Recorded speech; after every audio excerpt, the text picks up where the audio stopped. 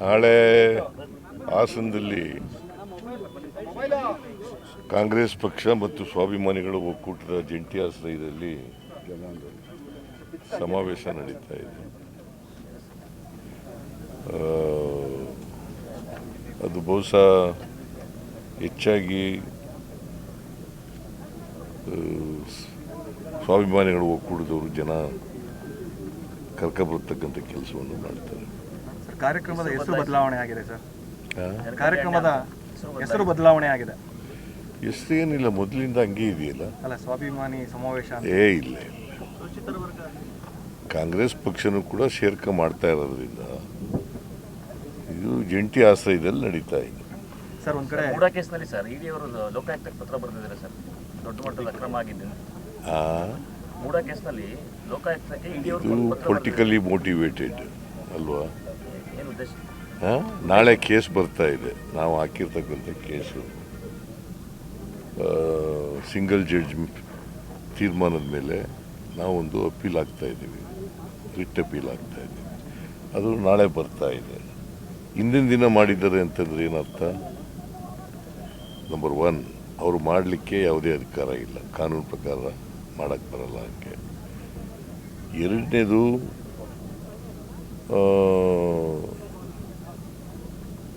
Court ಮೇಲೆ influence ಮಾಡಲಿಕ್ಕೆ ಮಾಡಿರ್ತಕ್ಕಂಥ ಇದು ದಿಸ್ ಈಸ್ ಟೋಟಲಿ. ಆಮೇಲೆ ಚಾರ್ಜ್ ಶೀಟ್ ಎಂಕ್ವೈರಿ ಮಾಡ್ತಾ ಇದ್ದಾರೆ ಲೋಕಾಯುಕ್ತವರು. ಎಂಕ್ವೈರಿ ಮಾಡಿ ಅವರು ರಿಪೋರ್ಟ್ ಕೊಡಬೇಕು. ಅವ್ರ ಮೇಲೆ ಇನ್ಫ್ಲೂಯೆನ್ಸ್ ಆಗಲಿ ಅಂತೇಳಿ ಮಾಡಿದ್ದಾರೆ. ದಿಸ್ ಈಸ್ ಪ್ರಿಜುಡಿಷಿಯಲ್ ಆಗಲಿ ಅಂತೇಳಿ ಮಾಡಿರ್ತಕ್ಕಂಥದ್ದು. ಇಟ್ ಈಸ್ ರಾಜಕೀಯ ಪ್ರೇರಿತ, ರಾಜಕೀಯ ದುರುದ್ದೇಶದಿಂದ ಮಾಡಿರ್ತಕ್ಕಂಥದ್ದು. ಮಾಡಬೇಕು ಅಂತ ಡೈರೆಕ್ಷನ್ ಕೊಡ್ತೀರಾ ಸರ್?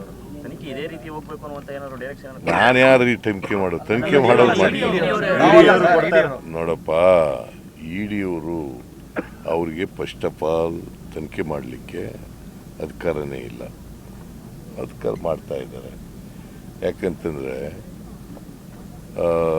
ಗವರ್ನರ್ ಹೇಳಿರೋದೇನು?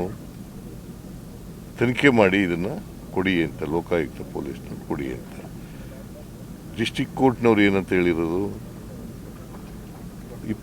ಡಿಸೆಂಬರ್ 24 ಒಳಗಡೆ ತನಿಖೆ ಮಾಡಿ ರಿಪೋರ್ಟ್ ಕೊಡಿ ಅಂತ ಹೇಳಿರೋದು. ಅವರು ತನಿಖೆ ಮಾಡ್ತಾ ಇದ್ದಾರೆ. ಇವರು ಯಾಕೆ ಲೆಟರ್ ಬರೀತಾರೆ? What is their intention? It is deliberate ಅಲ್ಲ? ಅಲ್ವೇನ್ರಿ? ಡೆಲಿಬರೇಟ್ ಅಲ್ಲ? ದಿಸ್ ಈಸ್ ರಾಜಕೀಯ ದುರುದ್ದೇಶದಿಂದ ಮಾಡ್ತಾ ಇರ್ತಕ್ಕಂಥದ್ದು.